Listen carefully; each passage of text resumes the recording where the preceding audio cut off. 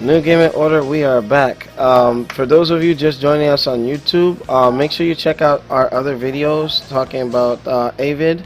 A big fighting game community news info that I'm pretty sure, those diehard folks and some of the staff members would definitely be interested in taking a look at it, to give everybody a chance to be that pro gamer. So, with that, we're heading back into the podcast, and I hear some background noise. Is that you, Tahuma? Yeah, I'm sorry about that. What the heck? Unbelievable. Watch All out, right, so right? You're not sorry. okay, New Gaming Order. E3 is about 2 weeks away, a little over 2 weeks away, and now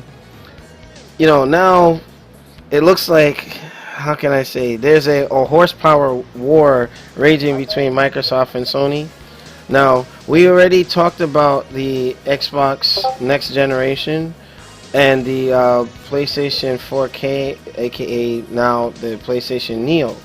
Alright, so we know that what we had discussed in the past, and I wish Noop was on, but a lot of what we were saying was, okay, we know that the 4K with the more power and everything, with I think it's at 4 point something teraflops. I have to double check, but what we were talking about in our first segment with VR needing so much more power out of these consoles, it looked like Microsoft did two things. They let Sony go first, and then they're following suit. What I'm looking at WCCTech.com, they're talking about the Xbox Scorpio, which is supposedly the Generation 2 X1.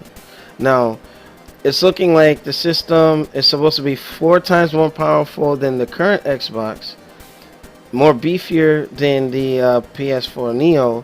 Now, we already knew this, but now I'm looking at it where it's supposed to have integrated Oculus Rift support out of the box. I'm like, what? So, again, what? I'm probably gonna have to pick on Demizzle first, but it looks like they're going full steam ahead with this VR stuff.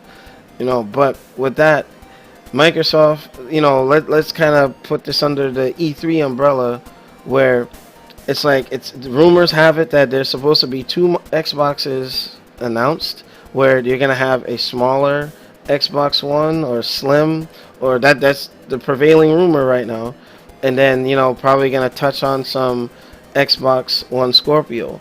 My thing is, I think Microsoft's focus right now, I don't think that they really need to do a Slim, because unless it offers something better than the current model, Xbox One is not even selling that well compared to the PlayStation 4, just on numbers alone with the RAM power. Now, like I was saying, it's a horsepower war with this generation, because the fanboys are all about numbers. Even if those numbers don't directly affect their gameplay, it's like, well, my system more powerful than yours. So it's turning into this. They're losing focus, and I think that what Microsoft needs to do is focus all their resources into the Scorpio and not do a Slim, because now it's like, why? What's it makes no sense. To me, it's dumb. Put all your assets and resources, R&D, into the Scorpio. If this new Xbox One Generation 2 with the Oculus Rift support out of the box is gonna be a thing, I think their focus is all over the place. But I wanted to give Demizzle the floor. What are your thoughts on Microsoft for E3? What they should be focusing on, and what they are doing actually. I honestly think that the Scorpio rumor is just that, it's a rumor, because I tend to trust Phil Spencer on what he says, because honestly he's been pretty straight up since he's taken over the reins of the Xbox division for Microsoft. And if he says there's not going to be an Xbox 1.5, there's not going to be an Xbox 1.5. But on the same token, if there is an Xbox 1.5, just like there is an PlayStation Neo, I'm straight up done with console gaming. Okay. I'm gonna be done with it, because that means, like, you're telling me that you're gonna just replace a console that you put out about 3 years ago now. Well, it's entering its Year, in what, its year third 3? year. Yeah, year Yeah, 3. we're in the third year of Xbox One and PlayStation 4, and you're telling me that you have no faith in the console that you put out 3 years ago to the point where you're gonna release an upgraded version of it, and you're gonna expect me to spend another $400 to $500 to get it to play games at a slightly better resolution and frame rate, and that's not acceptable to me. If I'm gonna do all that, I might as well just switch back to PC gaming and upgrade my rig every 3 or 4 years, because at least then I know what I'm getting into and I know the kind of money that I'm gonna have to spend. And if I'm gonna get into PC gaming again, I can upgrade on my terms instead of being stuck with a static box. Yeah. So if Microsoft does this, I'm strictly done with console gaming. But you do know, you just said something that triggered a thought process. Okay, you said about static boxes, right? Where, you know, this Scorpio, because they're saying it's not just an Xbox 1.5, it's supposed to be a Generation 2. Like, I'm thinking if it is indeed a new console with, you know, AMD working with the back support for, you know, old chipsets, so to ensure backwards compatibility, it's seeming like this new system is supposed to be dynamic, where you can just remove certain things and put things in to you know, keep that system going, as opposed to where the set-top boxes or the Steam boxes failed. This is supposedly supposed to succeed in that area. I mean, do you agree or disagree with that? Because I get that. I'd be mad too. Like, look, with the 4K, I'm sitting here looking at this PS4. I'm like, you know, I'm getting ready to get rid of it. You know what I mean? I disagree that it's gonna work out, because the average consumer is not gonna know what to do in order to upgrade a console, to be honest with you. Like, they're not gonna want to go into the guts of a console, take something out and put it back in. And because the ideology behind a console is like, you buy it once for about 5 to 6 years, you play it, and then you buy the next one, and the hardware that you get is the hardware that you get, and that's the end of it. Like, you just hook it up to a TV, plug it into the power, pop in the disc or whatever media that it uses, and go. No, I get that, but instead of, because they're even talking about, they're trying to eliminate console generations after the next, where it's just like, okay, this system goes with you, it grows with you, you know. And to me, that's blurring the lines between a PC and a console. You know what I mean? If I'm gonna do all that, I might as well just get a PC. But what if they make the components just a simple snap and replace? And when they do these upgrades, it's not, instead of doing a console cycle, they do a parts upgrade cycle. Honestly, like, building a PC these days is not the most complicated thing in the world. But there's some people who would make it complicated. As you stated, it's snap and go. But it's literally, there is no other place where you can put things in. That's how it's become. It's literally gotten to the point where there are no other slots where you can legitimately put a part. They've made it pretty much idiot-proof. But in the same hand, people do not want to go through that hassle of having to open up a piece of equipment and doing it themselves. But what if we don't know how they plan to do it? What if it's something real practical? 1, 2, 3, boom. You know what I mean? Because I think that where you're steering at is like, people aren't going to want to do that. But what if it's easy? You know what I mean? Like, if it is easy and they do kind of go that route, then what?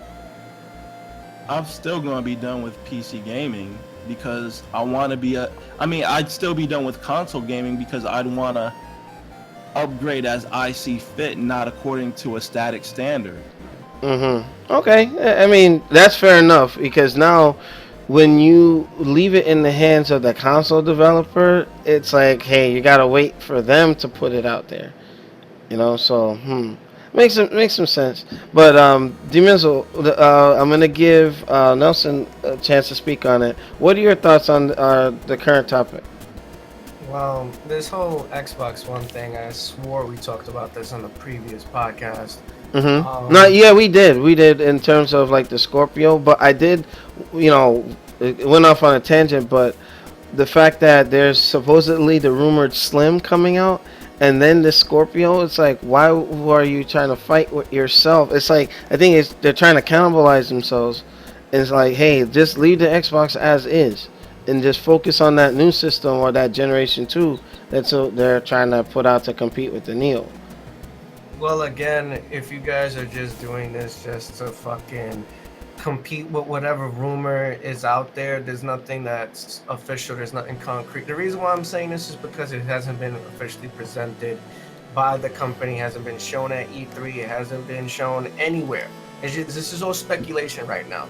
So if there is another Xbox One, if there is another PlayStation 4 that's supposedly stronger than the console that we have now, then so fucking be it. Make us attempt to waste our money. I'm not getting the new PS4 when it comes out. I'm not getting the new Xbox One when it comes out, unless if it has something that I really truly need.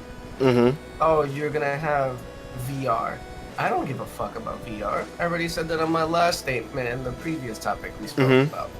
If you're gonna bring something where I get to like interchange the console and put and take out whatever I feel like it, I may have some interest in it because then it's a small computer yet again. Mm-hmm. I get to literally change the RAM, the processor, everything. I can do whatever I want. Now, as of promising it to use it for VR and making the jump where you have no idea what's going to happen, don't do it to yourself, because just like how you released the Kinect and you fucked up twice, you gonna fuck up again. Well, Connect, they messed up by trying to force it on people. You have to always make sure that they feel like they have a choice in the matter. You know what I mean? Because, again, I hate to make a movie analogy, but like if you look at the Matrix, when you let the consumer feel that they're like, hey, I can choose to do it or not to do it, then they're more accepting to it. You know, you get what I'm saying? But like, if you're like, you have to do, you need this, they're gonna be resisting, and cause an issue. You know, so that's I don't know. But continue. I didn't mean to go too long. 1 sec. Yeah, I'm trying to get some info to stick into the chat. What the hell? Cancel. All right. But while we wait, Sorry about that, because fucking people don't know how to respect my damn fucking privacy. put some respect on my name. More or less, to wrap up my statement, I just feel like they're jumping into conclusions with this, and they shouldn't be, making the unnecessary and unneeded jump when they still have to make focus on their current hardware and focus on what was it, the backwards compatibility, being able to have more stable server connections with connecting to player. They need to bring better content. There's a whole lot of shit that they gotta fix, and it just seems like, oh, this is like a rough sketch, like a rough draft. The consoles that we have for the last 3 years, and they're like, oh fuck this, let's just invest into something new. They're gonna buy it anyways. Yeah. Okay. Now, you know what? E3, do you think, here's my thing. Do you think that this Generation 2 they're gonna even talk about it at E3? They might. It's a big might. Here's what I think. You know what? If they have a system such as the Xbox Slim coming out, and then they announce the Scorpio as well, I think that they would hurt themselves, because people aren't gonna buy the Slim. They're gonna like, I'm just gonna wait for the Scorpio. You know what I mean? And that's just like the same thing when they came out with the PlayStation 3. Remember, they made a 500 gig one, then they made the Slim, and then they made another model, and they all were bought because it was depending and catering to that specific consumer. Yeah. All right, hold on. Okay.